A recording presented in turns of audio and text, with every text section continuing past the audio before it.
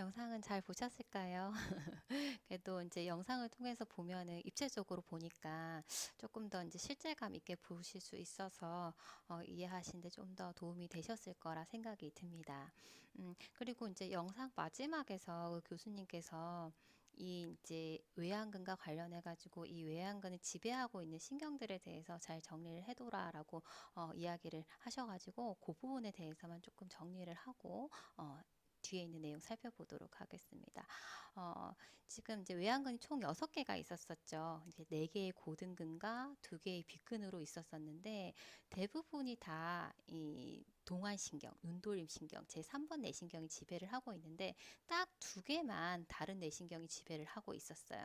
그래서 지배하고 있는 신경을 기억을 할 때 이제 외양근과 관련해 가지고 지배하고 있는 신경을 기억을 할 때 2가지만 다른 이제 신경이 지배하더라. 요것만 기억을 하고 나머지는 다 제3번 뇌신경, 눈돌림신경이 지배하더라. 요렇게 기억을 하시면 되세요. 자, 그러면은 이제 다르게 지배하고 있는 이제 그 다른 이제 신경이 지배하고 있는 2개의 근은 무슨 근이냐? 요거를 기억을 하실 때 요렇게 기억을 해주시면 잊어버리지 않고 기억하시기 좋으실 것 같습니다. LR6SO4 저는 이렇게 기억을 하는데 자 여기서 보니 약어를 적은 거예요. 나중에 또 이제 이 양아시 관련해서 근들에 대해서 근들의 어떤 길이 뭐 기능 이런 거 다 외우셔야 되실 텐데 그때 다 이제 뭐 윗고등근 이런 식으로 다 적기가 너무 좀 번거로워 가지고 약어로 적거든요. 이제 약어를 살펴보게 되면은 지금 이제 위에 있는 고등근, 직근 같은 경우에는 렉투스예요, 렉투스. 그리고 빗근, 사근, 오블리크라고 하죠, 그죠? 그래서 이렇게 되어 있는데 안쪽이면 메디얼 렉투스. 그래서 약어로 표기를 할 때 MR 이렇게 표기를 합니다. 그리고 외지근은 라트럴 렉투스. 그래서 LR 이렇게 표기를 하고요. 그리고 상지근은 슈페리어 렉투스. 하즈크는 임페리얼 렉투스 이렇게 SRIR 이런 식으로 약어로 다 표기를 하세요.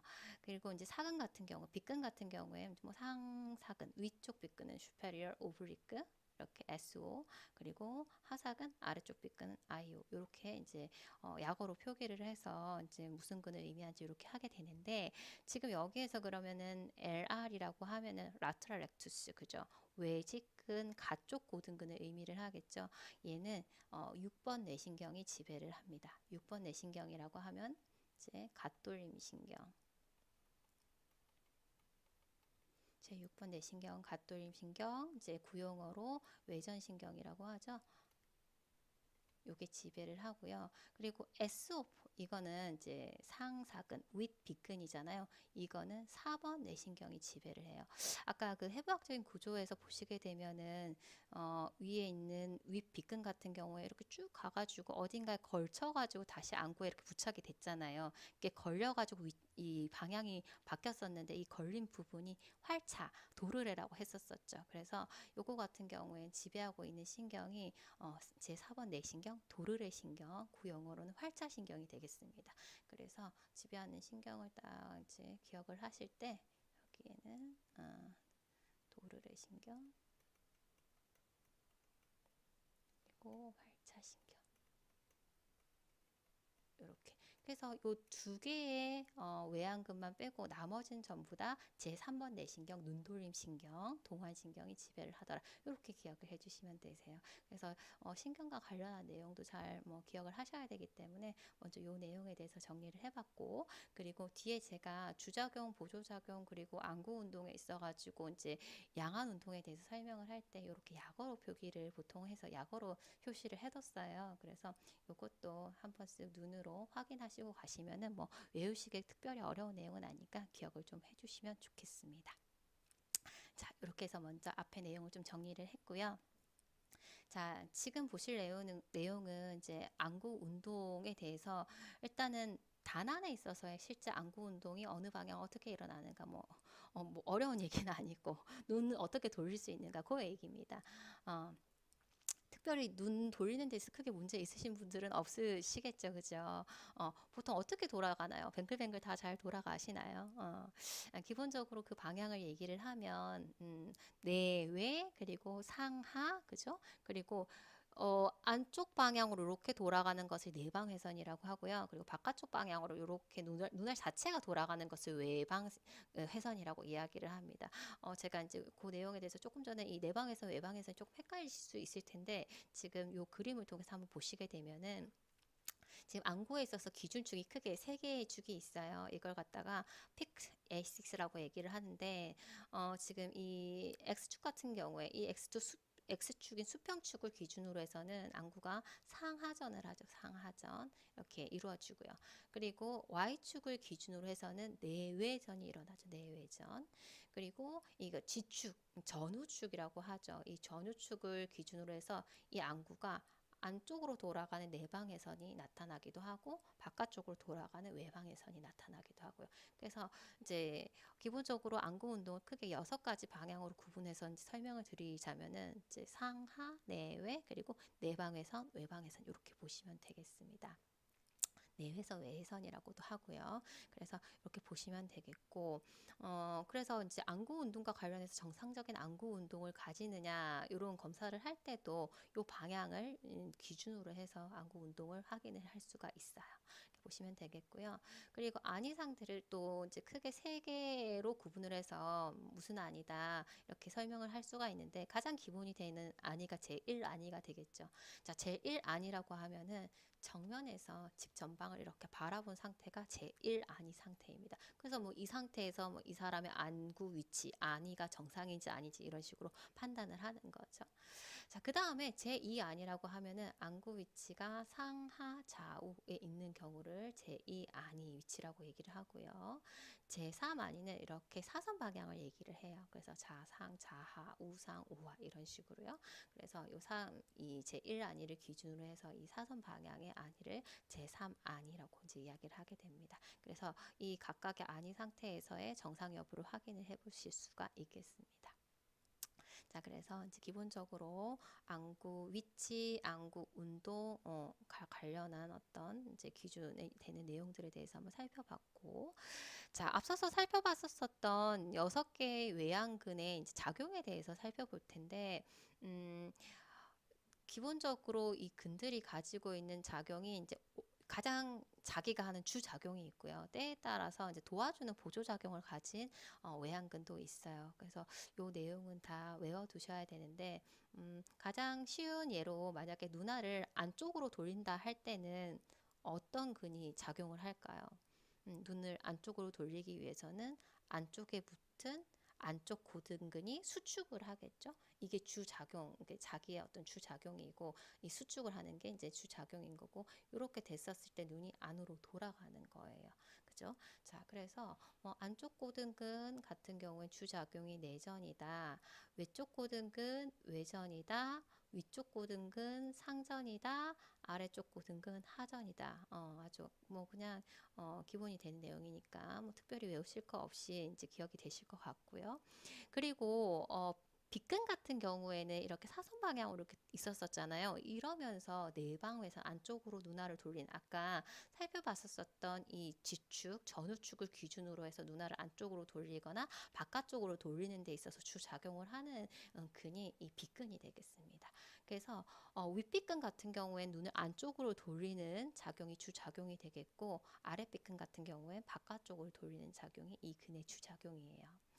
그렇고 지금 보시게 되면 요거는 이제 주작용인데 어떤 뭐 내전이나 외전이나 상전이나 하전이나 일어날 때 자기 주작용은 아니지만 어떻게 도와주는 근의 작용이 있어요. 이걸 보조작용이라고 하는데 이거는 상하에 있어가지고 고등근, 빗근들이 이제 보조작용을 가지고 있습니다. 지금 요 그림이 굵은 거는 기본적으로 이 근이 가지고 있는 주작용을 이렇게 표시를 해 놓은 거고 얇게 이렇게 표시가 되어 있는 것은 보조작용으로 하고 있는 그 이제 그 작용에 대해서 이렇게 얇게 이렇게 표시를 해 놨어요. 요 그림을 이제 기억을 해 두시면 사실 요 내용을 굳이 다 뭐 외워 두시진 않으셔도 될 것 같기는 합니다. 자, 그래서 보시게 되면은 위쪽 고등근하고 아래쪽 고등근 같은 경우에 보조작용으로 동일하게 내전 작용에 도움을 주고 있어요. 이거는 공통적인 사항이고요. 그리고 위쪽 빗근이랑 아래쪽 빗근 같은 경우에는 외전 작용에 보조작용으로 도움을 주고 있어요. 이거는 이제 빗근에 있어서 공통적인 부분이죠. 근데 지금 위쪽 고등근 같은 경우에는 내방에선, 그리고 아래쪽 고등근 외방에선의 이제 보조작용. 요거는 차이점이니까 이렇게 기억을 해주시면 되겠고, 그리고 위쪽 빗근 같은 경우에는 하전, 그리고 아래쪽 빗근 같은 경우에는 상전할 때 보조작용으로 그 작용이 이제 작용을 하더라. 이렇게 기억을 해주시면 되겠습니다. 그래서 이 내용은 다 외워두셔야 되는데 외우시기가 조금 힘드시다 싶으시면 이렇게 그림을 통해서 한번 굵게 혹은 얇게 그리면서 이제 주작용이랑 보조작용을 이렇게 기억을 해주시면 훨씬 더 쉬우실 것 같습니다. 그래서 각 안근에 있어서의 주작용, 보조작용 이렇게 기억을 해주시고요. 단한 운동에 있어가지고 이제 법칙이 있는데 이제 쉐링톤이라고 하는 연구자가 이렇게 이야기한 법칙입니다. 자, 이 법칙이 어떤 법칙이냐 하면은 이 작용근이, 그러니까 주작용을 하는 거죠. 작용근이 수축을 할 때 예를 들어가지고 누나를 갖다가 안쪽으로 돌리고 싶다라고 하면은 안쪽으로 돌리는 이 주작용이 이제 그 안쪽 고등근이었잖아요. 그래서 안쪽 고등근이 수축을 하겠죠. 그러면은 이 안쪽 고등근이 수축을 할 때 바깥쪽 고등근은 어떻게 해요? 나와줘야 되겠죠. 어떤 만큼? 동일한 양만큼 놓아줘야지만이 눈알이 안쪽으로 돌아간다라고 하는 그 내용이 바로 이 쉐링톤의 법칙입니다. 그래서 수축하는 근이 이제 작용근이죠. 동시에 작용근이 수축한 동시에 같은 크기의 힘으로 기란근 반대의 힘이 작용되는 기란근은 이완이 돼야 된다. 어떻게? 같은 크기만큼. 이게 쉐링턴의 법칙이라는 얘기죠. 다른 예를 보게 되면 누나를 위에 돌리고 싶다라고 하면 누나를 위로 이렇게 상전할 때 누나를 상전하고 싶을 때 주작용으로 이제 상전한 작용을 가진 근이 바로 그 위쪽 고등근이 되겠죠. 그래서 위쪽 고등근이 수축을 하면 어떻게 해요? 아래쪽 고등근 같은 경우에 그만큼 이완을 해서 놓아줘야 되겠죠. 그래서 수축근은 위쪽 고등근이고 이완근은 아래쪽 고등근이다. 어떻게? 같은 양만큼. 그래서 이 두 개의 이제 근 관계를 위에 수축하는 근을 작용근, 그리고 놓아주는 반대쪽 근을 기란근이라고 얘기를 하게 됩니다. 그래서 요 이제 작용근과 기란근이 동일한 만큼 작동을 했었을 때 눈알이 제대로 움직인다. 두 개 중에 하나가 더 커버리거나 하게 되면은 원하는 방향으로 움직일 수가 없겠죠, 그죠? 이렇게 보시면 되겠고, 마찬가지 요것도 이렇게 보시면 되겠고요. 그리고 예를 들어 가지고 이런 경우도 있습니다. 아까 자기의 주작용은 아닌데 보조작용으로 도와주는 근이 있었었잖아요. 예를 들어서 상전한다라고 했었을 때 자기가 하는 작용에 있어서 주작용은 상전이 아니에요. 근데 보조작용에 상전을 하는 근이 있었었죠. 바로 아래쪽 빗근 같은 경우에. 그래서 지금 요 경우에 이 아래쪽 빗근은 도와줄 수가 있어요. 이걸 갖다가 협력근이라고 합니다. 협력근. 그래서 상전을 할 때 작용근은 상직근, 그리고 기란근은 하직근, 그리고 협력근은 그리고 하사근, 이런 식으로 이제 이야기를 할 수가 있는 거죠. 그래서 이렇게 한번 정리를 해주시면 되겠습니다. 자, 단한 운동에 대해서 살펴봤고요. 이제 양한 운동에 대해서 알아보도록 하겠습니다. 양한 운동도 크게 두 가지로 나누어서 설명드릴 수 있는데, 우선 동양 운동이 있습니다. 동명성 운동이라고도 하는데, 말 그대로 동양 운동은 두 눈이 같은 방향을 향하는 운동을 동양 운동이라고 합니다. 그래서 이렇게 물체가 있으면 이렇게 따라가게 되면은 이 물체를 향해서 이렇게 시선이 두 눈이 같이 따라가는 거죠. 같은 방향으로. 이런 운동이 동양 운동이고요.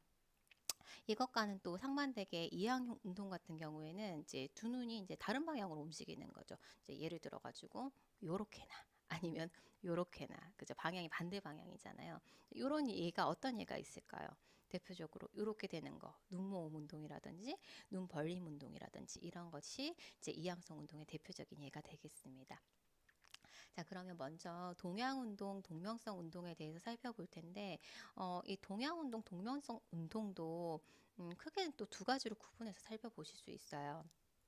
자, 아까 제가 설명드릴 때 이렇게 물체를 따라서 이렇게 보는 운동을 대표적인 동양운동, 추적운동이라고 얘기를 하고요. 이 추적운동 같은 경우에는 좀 비교적 느린 운동이에요. 느린 운동.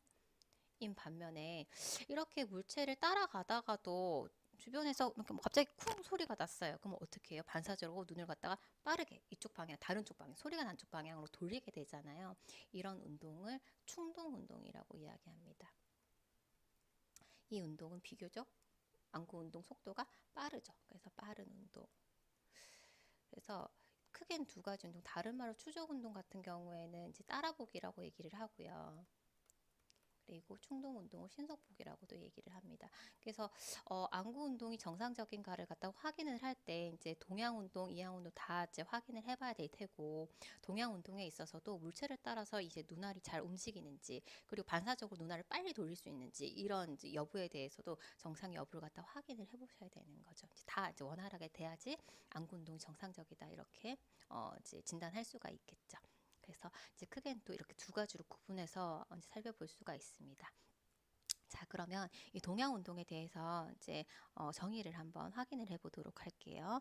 자, 동양 운동이라고 하면 이 두 눈이 함께 움직이게 될 텐데, 이렇게 함께 움직여서 주시를 할 때 이 두 눈의 주시선이 평행해야 된다. 보려고 하는 방향 쪽으로 평행해야 된다.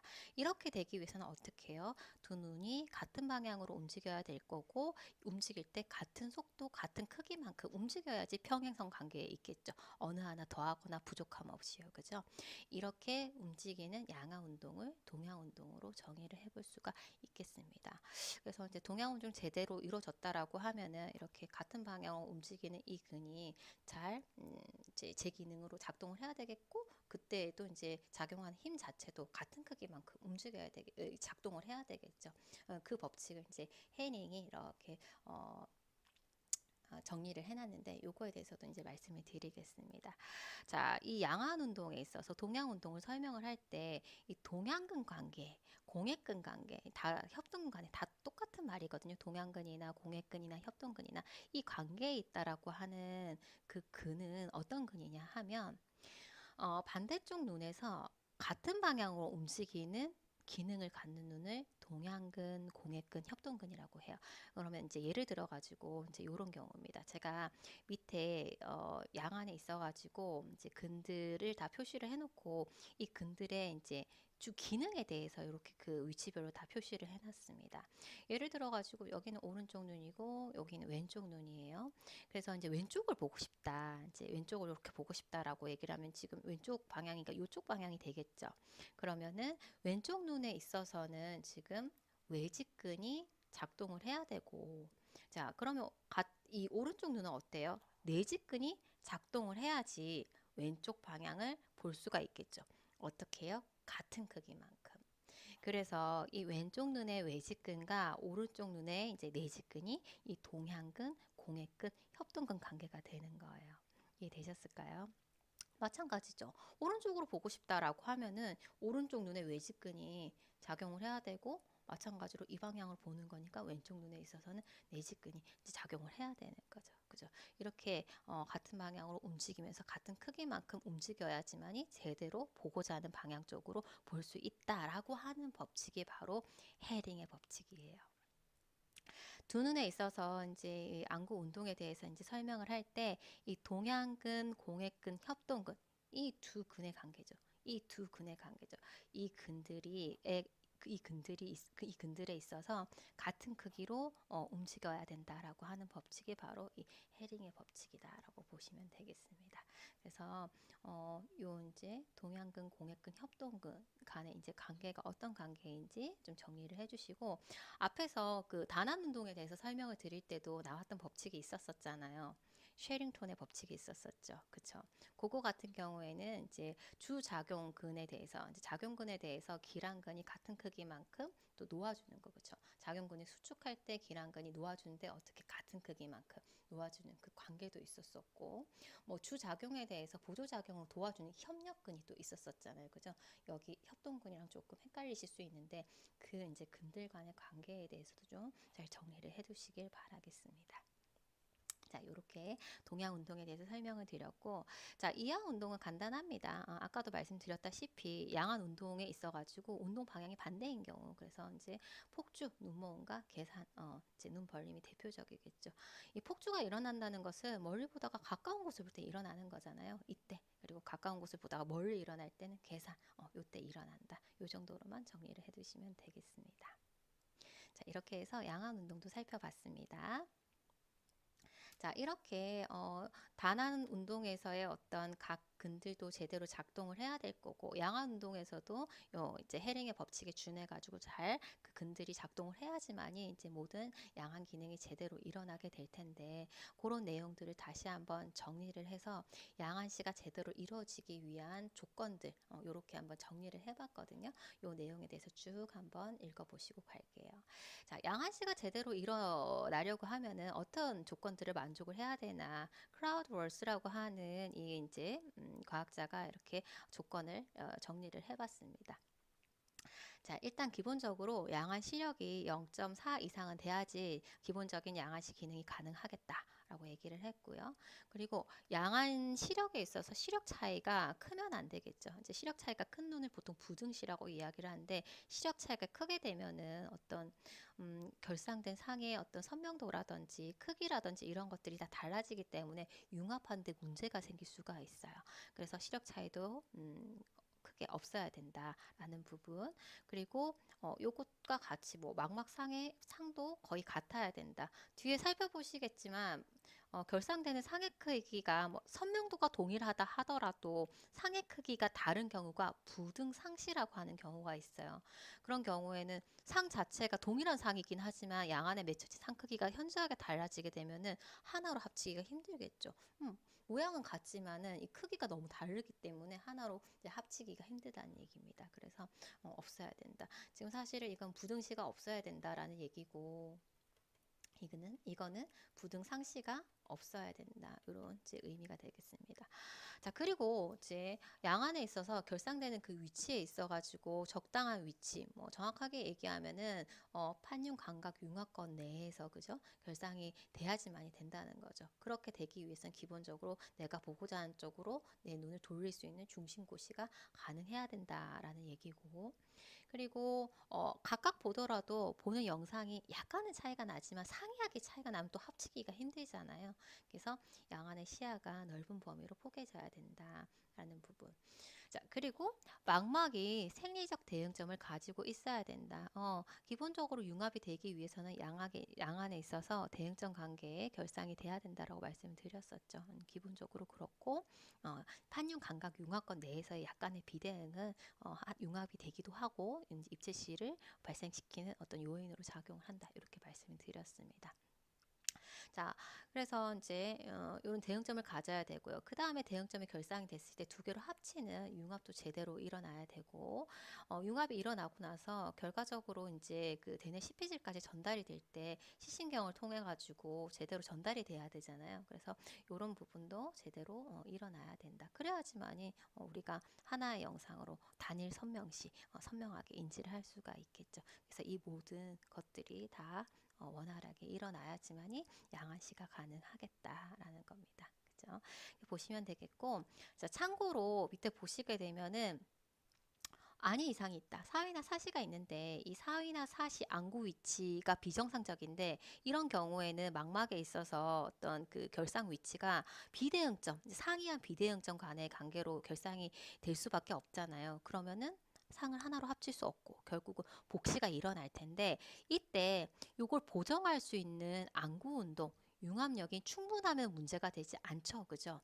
그래서 안이 이상이 융합력의 절반 이하면, 그러니까 안이 이상보다 이걸 갖다 보정할 수 있는 안구 운동을 이용한 융합력이 이제 크면, 그러니까 2배 이상으로 크면 크게 안정 필요 없이 단일시를 할 수 있게 된다. 그 이야기가 되겠고, 만약에 이 안이 이상이랑 내가 이걸 보정할 수 있는 안구 운동의 융합력이 비슷비슷하다라고 하면은 이렇게 하나로 합치는 그 융합은 가능할지 모르지만 있는 힘을 다 해가지고 하나로 합쳐야 되다 보니까 눈이 너무 피곤하겠죠. 그래서 안정 피로가 수반이 되면서 단일시가 되겠다. 사실 이런 경우가 사위의 경우가 될 텐데, 이런 경우도 눈이 너무 피곤하기 때문에 뭐 여러 가지 처치가 필요하겠죠. 뭐 프리즘을 쓸 수도 있을 거고, 아니면 식이능 훈련이 들어갈 수도 있을 거고, 그죠?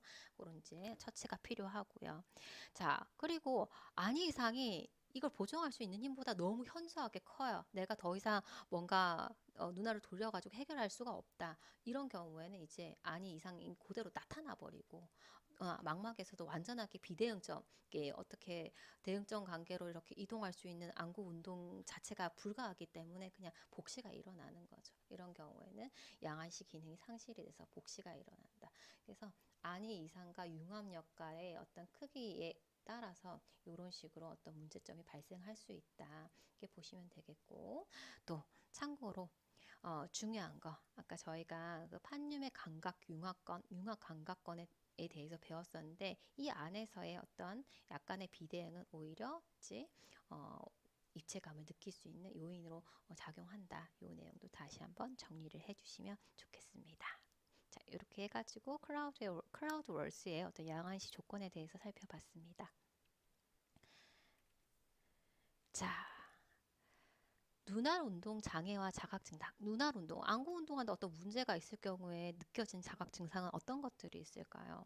일단은 내가 원하는 방향으로 눈알을 돌리기가 힘들겠죠? 그래서 시각 방향 운동에 대한 능력 감소. 자, 이렇게 되면은 원하는 쪽으로 방향을 못 돌리니까 결과적으로는 망막의 어떤 결상점 위치가 비대응점. 그리고 그걸 갖다가 어떻게 뭐 안구 운동으로 커버를 할 수 없다라면 복시로 이어지겠죠. 그런 부분이 나타날 수가 있고. 자, 이렇게 되다 보면은 이제 독서를 할 때 글을 제대로 따라갈 수가 없는 거예요. 글씨가 누락이 된다든지 어떤 주시하고자 하는 이제 물체, 위치, 사물 이런 거 추적하는 어떤 추적 운동도 힘들겠죠. 그리고 이제 안이 이상이 있다. 이러면은 이제 안이 이상을 보정하기 위해서 눈알을 돌려가지고 융합을 하려고 노력을 하게 되겠죠. 그러면 눈에 굉장히 피로감이 있을 수 있습니다. 그래서 안정 피로 있을 수 있고요.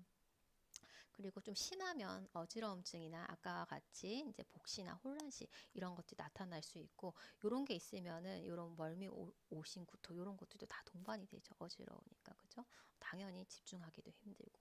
그래서 안에 어떤 이상이 있는 경우에는 학습 장애도 같이 거의 동반이 됩니다. 그래서 그런 것들도 사실은 이제 잘 주의해서 확인을 해 주셔야 되고 특히 이제 어린아이들 같은 경우에는 안이 이상이 이제 발견이 되면 빨리 이제 해결을 해야지. 저거 이제 아무리 늦어도 7세 이전에는 해결을 해야 양안시 기능이 제대로 이제 이루어질 수가 있기 때문에 가능하면 빠른 시간 내에 이제 원인을 확인을 하고 해결을 해서 양안시 기능이 제대로 이렇게 이제 완성될 수 있도록 도와주셔야 되세요. 안 그러면 이제 학습 장애로도 다 이어질 수 있기 때문에 그런 부분도 잘 이제 체크를 해주셔야 되겠습니다.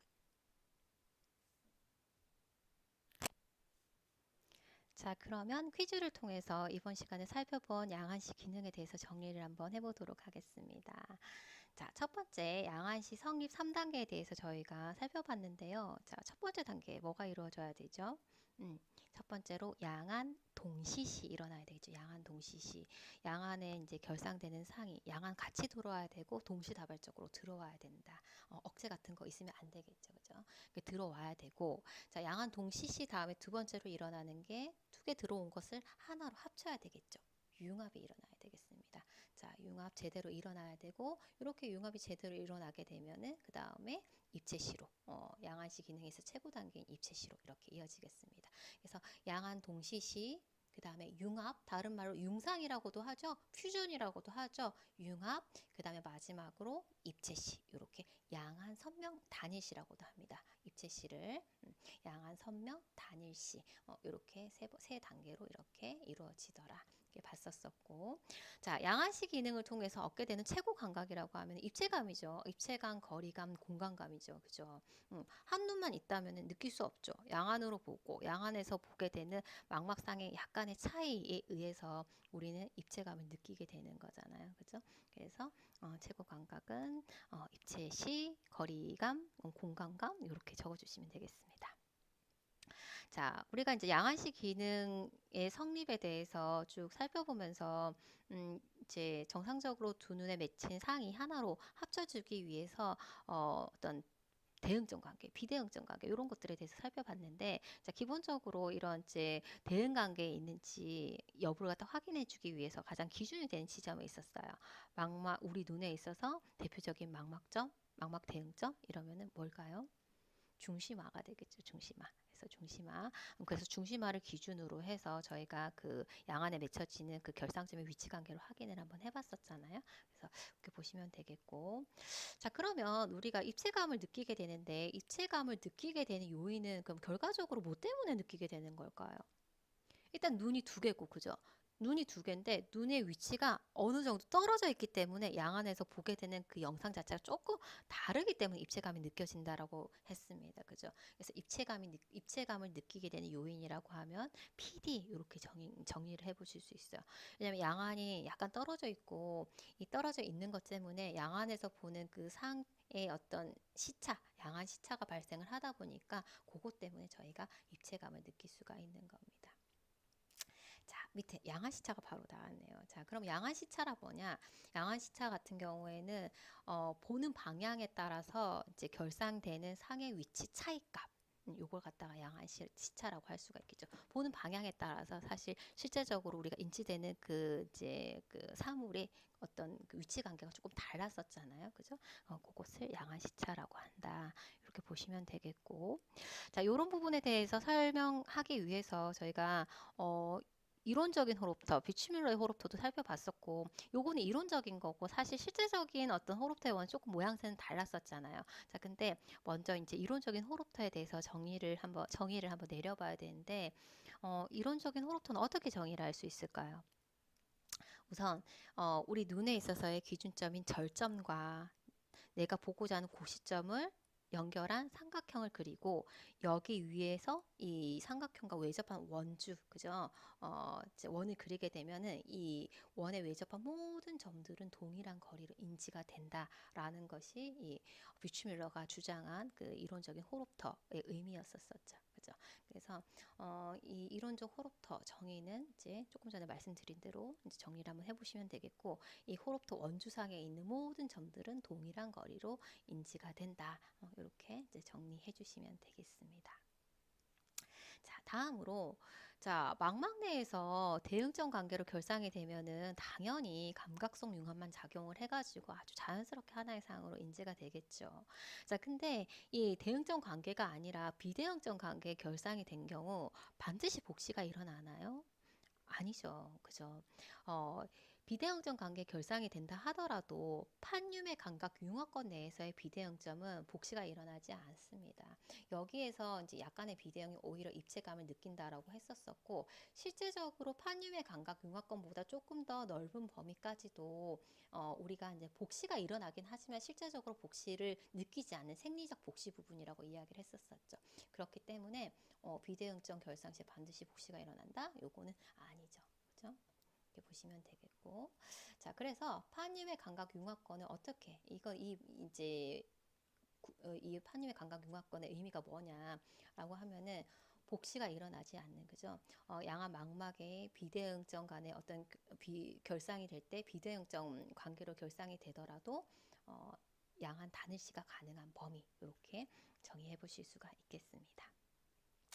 자, 마지막으로요. 양한시 기능 중 저희가 이제 양한시 3단계에서 양한 동시시 그 다음 단계로 융합이 일어나는데 실제 이 융합도 두 가지 감각성 융합과 운동성 융합이 있다라고 말씀을 드렸고 실제 양안에 있어서 대응점 관계 결상이 되면 그냥 감각성 융합만 작동을 하겠죠. 그렇지만 이제 감각성 융합만으로는 이제 하나의 상으로 합치될 수가 없다. 약간의 복시가 발생을 했었을 때 안구 운동이 필요한 경우가 있었었잖아요. 약간 비대응점 결상 자체가 좀 차이가 상이하게 나는 경우에는 안구 운동을 필요로 하게 되죠. 그런 경우에 운동성 융합이 이제 보조적으로 작동을 할 수가 있어요.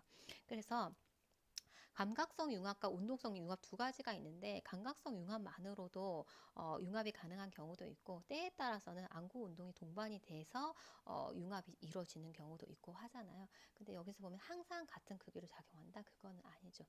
운동성 융합이 작동을 안 하는 경우도 있기 때문에 요거는 아니다. 이렇게 체크를 해보시면 되겠습니다. 이렇게 해서 양안시와 관련한 기본적인 내용에 대해서 한번 정리를 해봤습니다.